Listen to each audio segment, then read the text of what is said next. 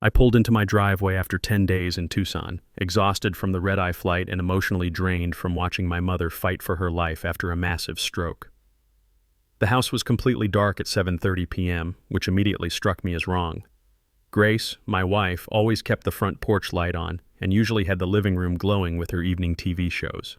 My name is Caleb Richardson. I'm 62, retired from Lockheed Martin, where I spent 34 years as an aerospace engineer. Grace is 59, and she's been battling early-onset Alzheimer's for about 18 months now. It's been progressing slowly, thank God, but she needs supervision and can't be left alone for extended periods. I grabbed my suitcase from the trunk and headed toward the front door of our Scottsdale home, fumbling for keys in the desert darkness. That's when I heard it. A rhythmic thumping sound, desperate and weak, coming from somewhere inside the house. My blood went cold. I shoved the key in the lock and burst through the door. The sound was clearer now, definitely someone banging on something, accompanied by a hoarse, muffled voice. It was coming from below, from our basement. I dropped my suitcase and ran to the basement door, my heart hammering in my chest. The door was locked from the outside with a heavy-duty padlock I'd never seen before. The thumping grew more frantic as I approached. "Grace!" I shouted, my hands shaking as I searched frantically for something to break the lock. A weak cry came from the other side, my wife's voice, barely recognizable. I sprinted to the garage, grabbed a crowbar, and pried that lock off in 3 violent yanks. The door swung open and the smell hit me like a physical blow. Urine, sweat, and something sour and sick. I flicked on the light and nearly collapsed. Grace was at the bottom of the stairs, filthy and trembling in a torn nightgown. She was skeletal thin, her lips cracked and bleeding, her face gaunt with dehydration. When she looked up at me, her eyes took a moment to focus, confusion and terror mixing in her expression. "Caleb?" Her voice cracked. "Is that really you?" I was down those stairs in seconds, scooping her into my arms. She weighed almost nothing. How long had she been down here without food, without water? In Arizona heat, dehydration happens fast. "I'm here, sweetheart. I'm here. I've got you." I carried her upstairs, my mind racing with questions and rage. Who did this? How did this happen? I laid her on the couch and dialed 911 with trembling fingers. As I gave our address to the dispatcher, I looked around the house. Everything seemed different. Furniture had been moved. There were boxes stacked in corners I'd never seen before. Grace's daily pill organizer was gone from the kitchen counter. The paramedics arrived within minutes. As they checked Grace's vitals, severely dehydrated, malnourished, early signs of hypothermia despite it being September in Arizona, I stood there in shock, trying to piece together what had happened. "Sir, when did you last see your wife?" one of the paramedics asked. 10 days ago. I left her with our daughter, Madison. She was supposed to stay here while I was in Tucson. My mother had a stroke and My voice broke. "Madison did this?" The paramedic exchanged a glance with his partner but said nothing. They loaded Grace onto a stretcher. I rode with her in the ambulance, holding her hand, whispering that she was safe now, that I was sorry, so sorry I'd left her. At Scottsdale Healthcare, they admitted Grace immediately. A nurse pulled me aside while the doctors worked. "Mr. Richardson, I need to ask, has your wife been confined in that basement for the entire 10 days you were away?" The question hit me like a freight train. 10 days. My Grace, trapped in that cold, dark basement for 10 days. "I don't know," I whispered. "I just found her like that." Detective Parker from the Scottsdale Police Elder Abuse Unit arrived an hour later. I sat in the hospital waiting room and told him everything. Madison is 36 years old, a financial advisor at Edward Jones downtown. She's married to Hunter Brooks, who calls himself a cryptocurrency consultant, but has always seemed shifty to me. He's constantly talking about investment opportunities and passive income streams. I never trusted him, but Madison seemed happy. 10 days ago, when my sister called from Tucson about Mom's stroke, Madison volunteered immediately to stay with Grace. "Dad, don't worry about anything," she'd said.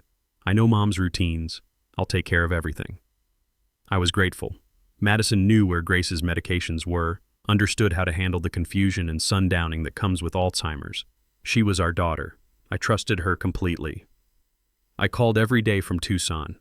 For the first few days, Madison answered regularly. "Mom's fine, Dad. We're watching her shows, making sure she eats. Don't worry." But by day 5, the calls started going to voicemail. She'd text instead, "Busy with mom. Everything's good. Talk later." But she never called back. I tried calling Grace directly, but her phone went straight to voicemail too. I told myself it was fine. Madison had it under control. Mom needed me in Tucson. Detective Parker listened to all of this, taking notes. Then he asked the question that made my blood run cold. "Mr. Richardson, during those 10 days, did you give your daughter power of attorney over your wife's affairs?" "No, absolutely not." "Did your wife sign any legal documents that you're aware of?" "Not that I know of." "Why?" He closed his notebook. "We'll need to investigate further, but Mr. Richardson, this appears to be more than just neglect. We'll be in touch." Grace stayed in the hospital for 4 days. They rehydrated her, treated her malnutrition, and ran a battery of tests to check for organ damage. The doctors said she was lucky. Another few days and we might have lost her. She kept asking where Madison was, her voice small and confused. "Where's Maddie? She was just here, making me lunch." "No, sweetheart, she wasn't." But I couldn't explain that to her. Not yet. On the 3rd day, while Grace was sleeping, I went home to investigate more thoroughly. Detective Parker had told me not to disturb anything, but I needed to understand what had happened in my own house. The basement told the real story. It had been set up like a makeshift prison cell.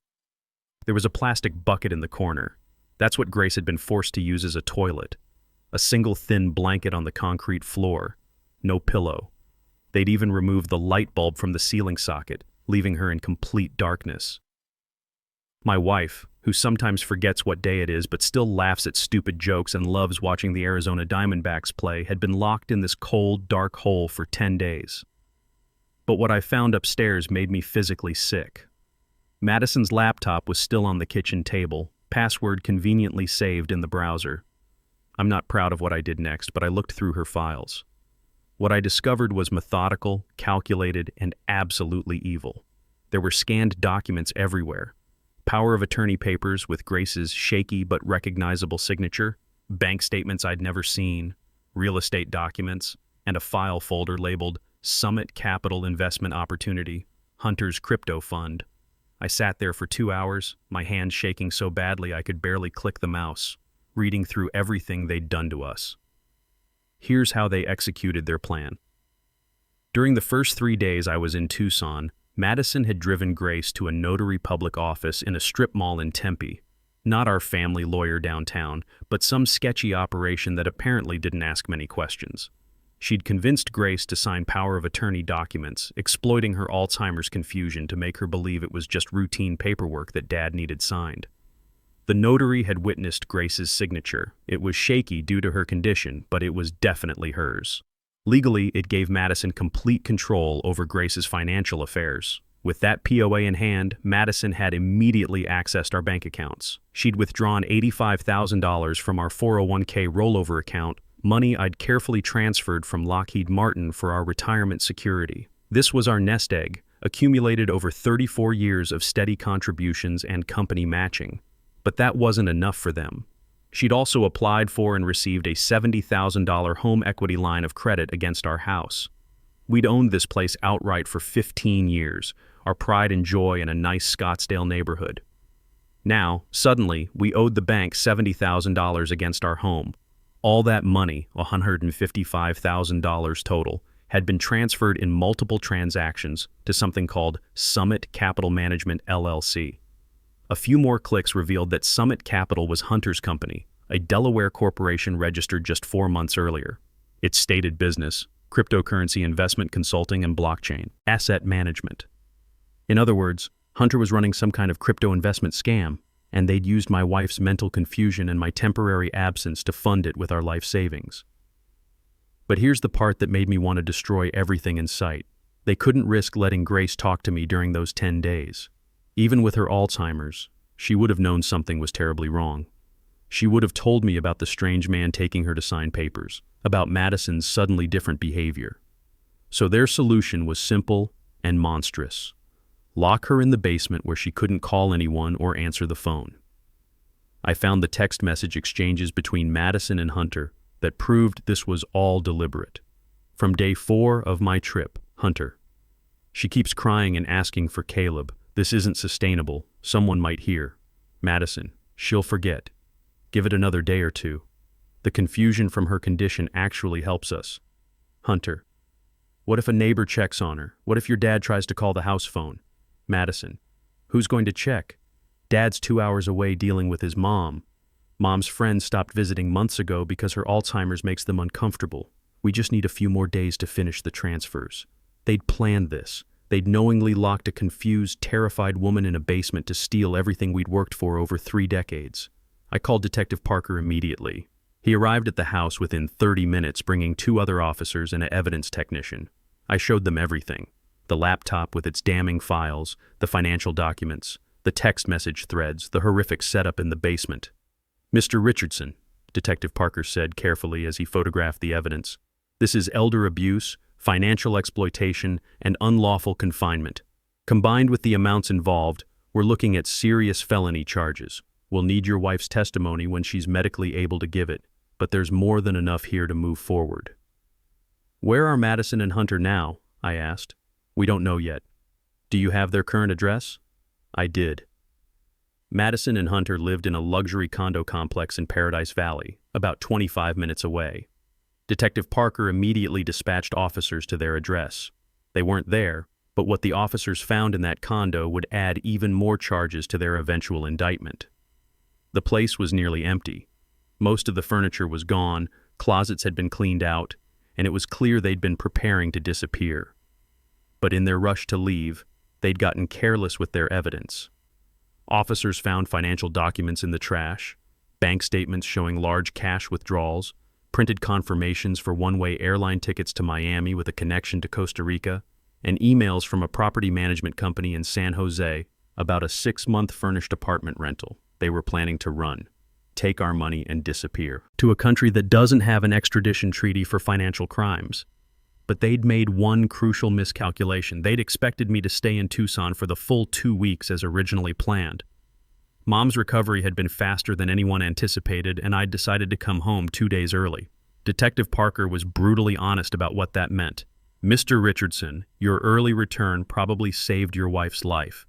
If you'd stayed the full time, we might be investigating a very different kind of crime right now. That realization hit me like a sledgehammer. My daughter, the little girl I'd taught to ride a bike, who'd cried when her pet hamster died, who'd walked across the stage at Arizona State in her cap and gown while Grace and I cheered from the stands, had been willing to let her own mother die for money. I couldn't process it. This was Madison, who used to crawl into our bed during thunderstorms, who'd made me Father's Day cards with her tiny handprints. How does someone become capable of locking their confused, helpless mother in a basement? But there was no time for grief. The manhunt had begun. Scottsdale police issued arrest warrants for Madison Richardson and Hunter Brooks within 48 hours. Their photographs were on every local news channel by Wednesday evening. Daughter and son-in-law wanted in elder abuse case involving cryptocurrency fraud. The story was picked up by national outlets. My phone wouldn't stop ringing. Reporters, neighbors, former colleagues from Lockheed Martin all trying to reach out. I ignored every call that wasn't from Detective Parker or the hospital. My focus had to be on Grace. She was released from Scottsdale Healthcare on day 4, still weak but medically stable. Physically, she was recovering from the dehydration and malnutrition. Mentally, though, she was more confused than ever. The trauma had accelerated her Alzheimer's symptoms noticeably. "Is Maddie coming for dinner tonight?" she'd ask every evening. "No, sweetheart. She's traveling for work right now." "Did I do something wrong? Why hasn't she called?" How do you explain to someone with Alzheimer's that their daughter is a criminal? That the woman she gave birth to, nursed through childhood illnesses, and supported through college had locked her in a basement to steal from her? You can't.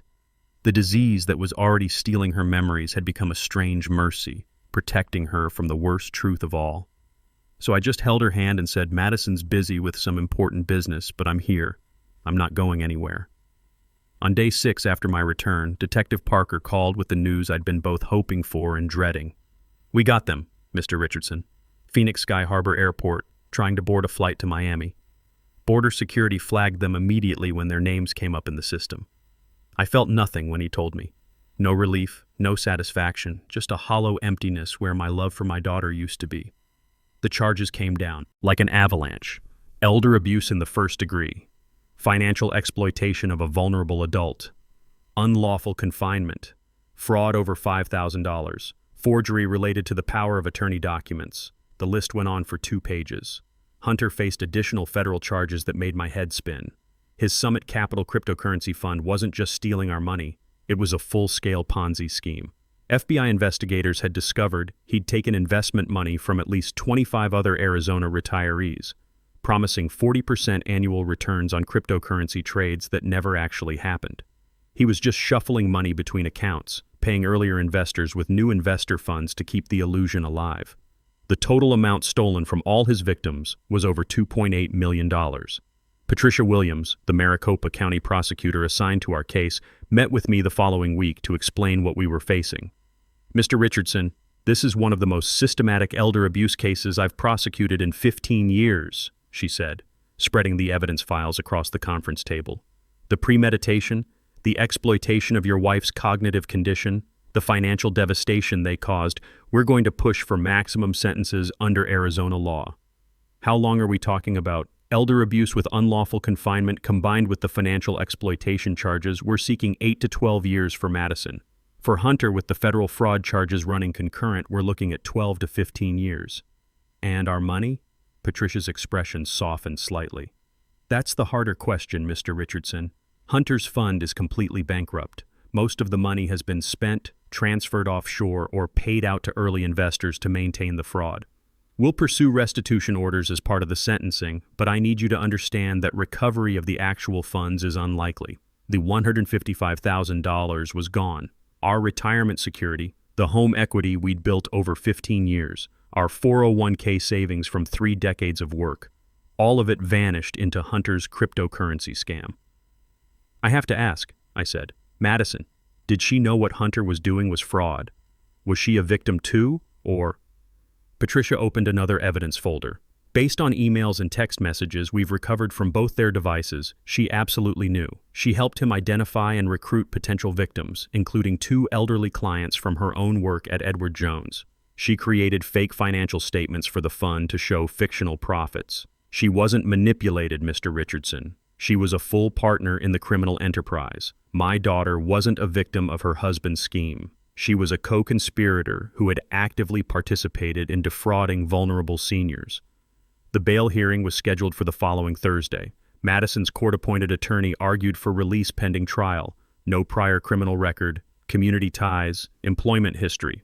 The prosecutor argued the opposite, clear flight risk, given the Costa Rica escape plan, evidence of ongoing danger to Grace, and the severity of the charges. I attended that hearing. I sat in the back row of the courtroom and watched my daughter, dressed in an orange Maricopa County jail jumpsuit, stand before the judge and plead for her freedom. She cried, she apologized, she claimed she'd made terrible mistakes and just wanted to make things right. When her eyes found mine across the courtroom, she tried to mouth something to me. "Dad, please, help me." I stood up, walked out of the courtroom, and never looked back.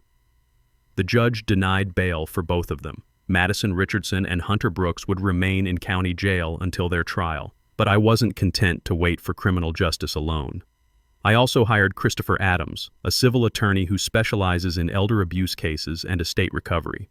"Caleb," he told me during our first consultation, "you have ironclad grounds for a civil lawsuit. Even if the criminal case recovers nothing, we can pursue them for compensatory damages, punitive damages, and attorney fees. We'll file liens against any future assets, earnings, or inheritance they might receive. If they ever have anything, we'll get it."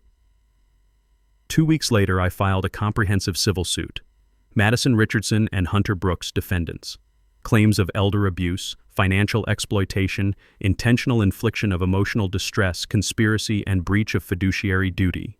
Damages sought: $155,000 in stolen funds, plus $350,000 in punitive damages for Grace's suffering and the acceleration of her Alzheimer's condition. I also contacted the Arizona State Board of Financial Advisors. Madison had used her professional credentials and position at Edward Jones to lend credibility to Hunter's scheme.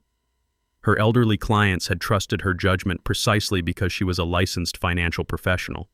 The ethics complaint was filed within the month. Her financial advisor license was immediately suspended pending the outcome of the criminal proceedings. If convicted, she would be permanently barred from ever working in the financial services industry again. The months that followed were a blur of legal proceedings, medical appointments, and trying to rebuild some semblance of normal life. Grace's Alzheimer's had accelerated dramatically after the trauma. Her neurologist, Dr. Martinez, explained that severe stress can trigger rapid cognitive decline in Alzheimer's patients. The brain essentially goes into protective mode, he told me during one of our appointments. Grace's mind is trying to shield itself from memories that are too painful to process. In a strange way, that became both heartbreaking and merciful. She stopped asking about Madison entirely after about 6 weeks. It was as if her brain had simply erased our daughter as a defense mechanism. I hired a full-time caregiver, Maria, to help with Grace while I dealt with the endless legal proceedings. The bills were crushing: medical expenses, legal fees, and now a mortgage payment on the home equity line we'd never wanted. For the first time in 15 years, we were making house payments on a home we'd owned free and clear. The criminal trial began in June, almost 8 months after that horrible night when I'd found Grace in our basement. It lasted 3 weeks and was covered extensively by local media as a cautionary tale about elder abuse in retirement communities. The prosecution presented their case methodically. Financial records, the fraudulent power of attorney, medical testimony about Grace's condition during those 10 days, photographs of the basement setup, and the damning text messages between Madison and Hunter. Grace had to testify, and that was the single most difficult day of my life. Watching my confused, diminished wife try to explain what had happened to her while Madison sat at the defendant's table was almost unbearable. Grace kept getting mixed up, forgetting details, asking the judge if she could go home now. Madison's defense attorney tried to use Grace's confusion to argue she wasn't a reliable witness. That's when the prosecution played the police video of our basement from the day they executed the search warrant. The courtroom was silent as the jury watched that dark, cold concrete space. The bucket in the corner, the thin blanket on the floor, the scratches on the wooden door where Grace had tried to claw her way out during those 10 days of imprisonment. 2 jurors were openly crying. Hunter testified against Madison as part of his plea agreement, claiming the whole elder abuse scheme had been her idea. Even though his testimony was obviously self-serving, the digital evidence supported much of what he said. Madison's laptop showed she'd been researching power of attorney laws and elder exploitation techniques weeks before my mother's stroke gave them their opportunity. When Madison took the stand in her own defense, it was a complete disaster. She tried to claim she was just trying to help us financially, that Hunter had manipulated her, that she never intended to hurt anyone. The prosecutor's cross-examination was devastating. "Miss Richardson, you sent your husband a text message saying, and I quote, 'She'll forget. The confusion from her condition actually helps us.' You were referring to your mother locked in a basement. What exactly were you hoping she would forget?" Silence. "You locked your mother in a basement without food or water for 10 days. You stole her retirement savings. You planned to flee the country and leave her to die. And you want this jury to believe you never intended to hurt anyone?" Madison broke down completely, sobbing uncontrollably at the witness stand. But the jury had seen the evidence. They had watched the basement video. Her tears couldn't erase what she had done. Deliberations took less than 4 hours. Guilty on all counts. Sentencing was 2 months later. I submitted a 7-page victim impact statement detailing what Madison and Hunter had done to our family, how we'd lost not just our money but our sense of safety, our trust, our daughter, and precious time with Grace before her Alzheimer's took her completely away from us. Grace tried to write her own statement, but her condition made it impossible. Dr. Martinez submitted a medical report instead, documenting how the trauma had accelerated her cognitive decline by an estimated 12 to 18 months. The judge read everything carefully. Then she looked directly at Madison. "Miss Richardson, you are an educated woman who held a position of trust in the financial services industry. You exploited your mother's medical vulnerability with calculated precision. You betrayed not only her trust, but every standard of human decency. The court finds no mitigating factors that excuse your conduct. Madison Richardson, you are hereby sentenced to 12 years in the Arizona State Prison System, with eligibility for parole after serving 8 years. Hunter received 10 years with parole eligibility after 6 years. I felt no satisfaction when the gavel came down, just finality. The civil lawsuit settled a month later. Madison and Hunter were found jointly liable for $505,000, our stolen funds plus punitive damages. Of course, they had no money to pay. The court placed liens on any future assets, wages, or inheritance either of them might ever receive, but realistically, we'd never see a penny. We managed to refinance the home equity loan into our mortgage at a slightly better rate, but we went from owning our home outright to having 15 years of payments ahead of us. At our age, we'll be making house payments until we're nearly 80. Grace's care costs continue to climb as her Alzheimer's progresses. Insurance covers some of it, but not nearly enough. I'm looking at the possibility of selling our house within the next few years to afford a memory care facility. Madison is currently housed at Perryville Women's Prison in Goodyear, about 45 minutes west of Phoenix. She'll be eligible for parole in 2031. Hunter is at Lewis Prison Complex in Buckeye. His earliest parole date is 2029. I have never visited either of them. I never will. People sometimes ask me if I regret pursuing the charges so aggressively, if I think 12 years is too harsh for my own daughter, if I've considered forgiveness for the sake of family. Here's what I tell them. Madison locked her confused, terrified mother in a basement for 10 days without adequate food or water. She stole everything we had saved over 34 years of hard work. She planned to let Grace die and flee the country with our money. She did all of this knowingly, calculatedly, without a moment's conscience or remorse until she got caught. 12 years isn't too harsh. It's justice. Grace doesn't understand where Madison is anymore. Sometimes she'll mention having a daughter, but she can't remember her name. I tell her we had a daughter once, but she moved far away. Last month, Grace forgot who I was for an entire afternoon. She looked at me and asked what I was doing in her house. It only lasted a few hours before she recognized me again, but it's begun. The final stage where she'll forget me permanently. I think often about the time Madison stole from us. Not just the money, which was devastating enough, but the time.